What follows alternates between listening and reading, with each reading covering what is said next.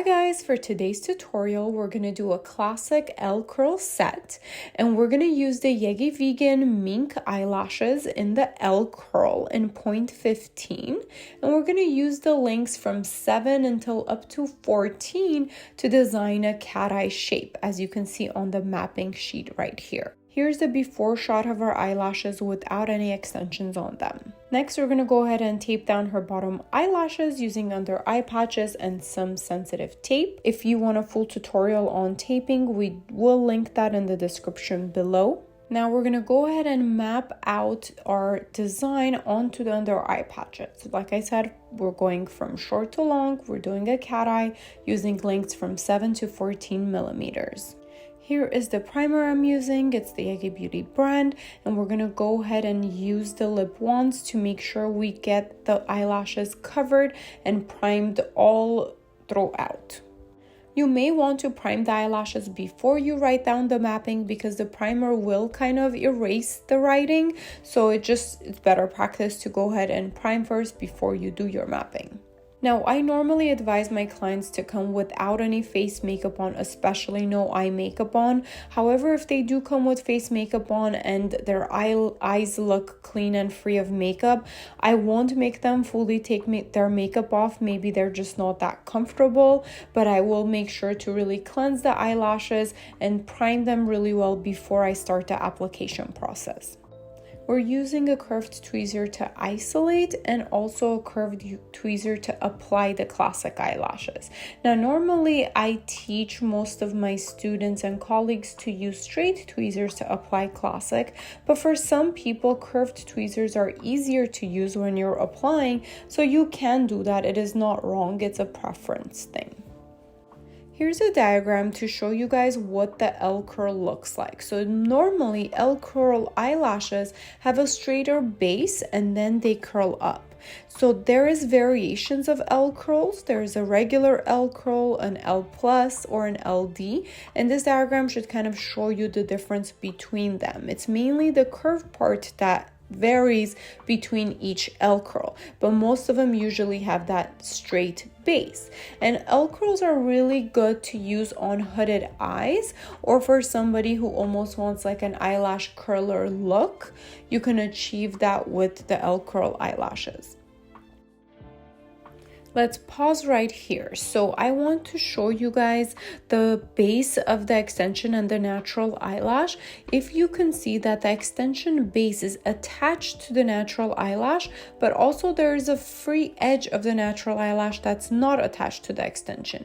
I want to let you know that that is okay. The top part or the very tip of the natural eyelash doesn't have to be bonded to the extension because most of the time they're going to be at different curls, the natural eyelashes and the extension. The most important part is for the base to be bonded really nice, okay? And here's a diagram that could kind of help you see that. A lot of times when the client's natural eyelashes are straight like that and you feel like they're going to be maybe sticking out of the extensions and the clients might not like that, your option is to also maybe do a lash lift on them so their natural eyelashes curl up and then apply the extensions. But remember, if a client wants to do a lash lift, they do have to wait 24 hours before they get extensions done. And we do have an online detailed step-by-step course for lash lifts as well, and other extension training certification programs. We'll link all of that below.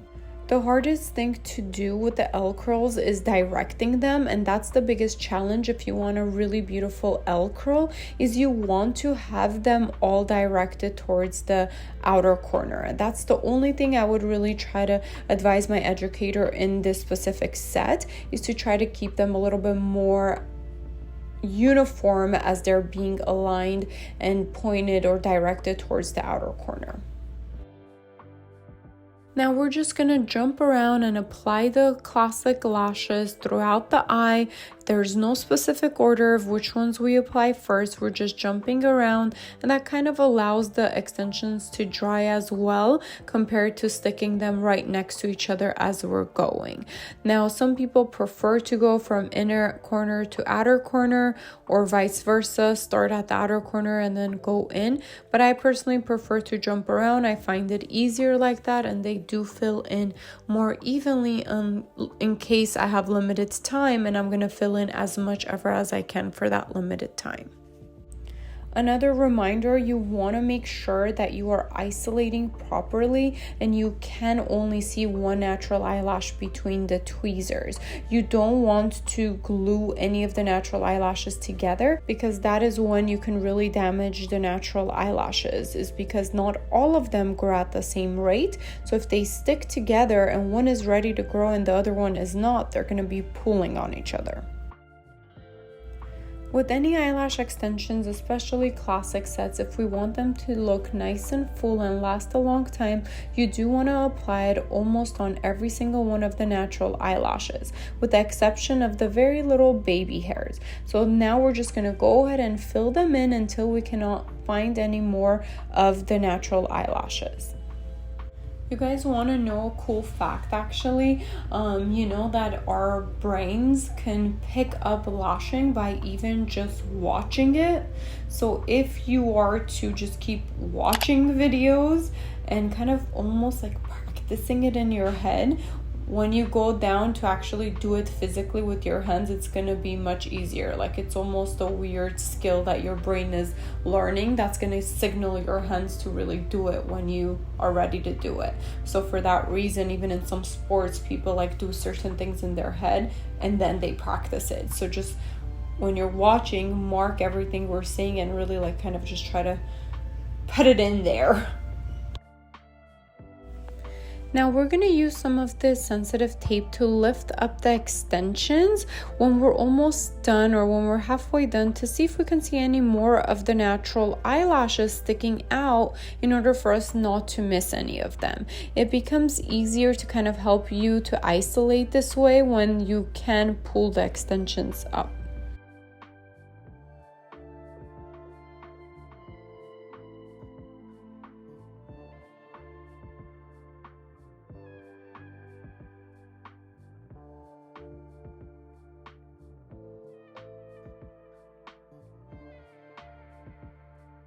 Now we untape the upper lid so we can go ahead and see what they kind of look like. Oh, and by the way, we do this taping technique to kind of lift the eyes a little bit, but just make sure you never lift too much where the eye is open, so the fumes of the glue don't cause discomfort and tearing for the client.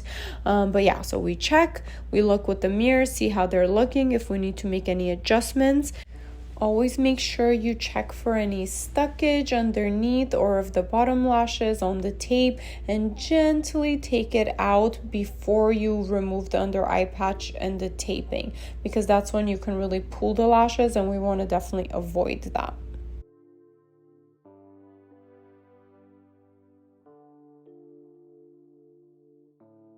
Last step, of course, is using a super bonder to really bond the glue and the extensions together, lock everything in so the client can right away be done and go out about their day. And of course, you know, in the video we're showing just one so it doesn't get boring, but then we'll finish everything up on the other eye, and here's the final look.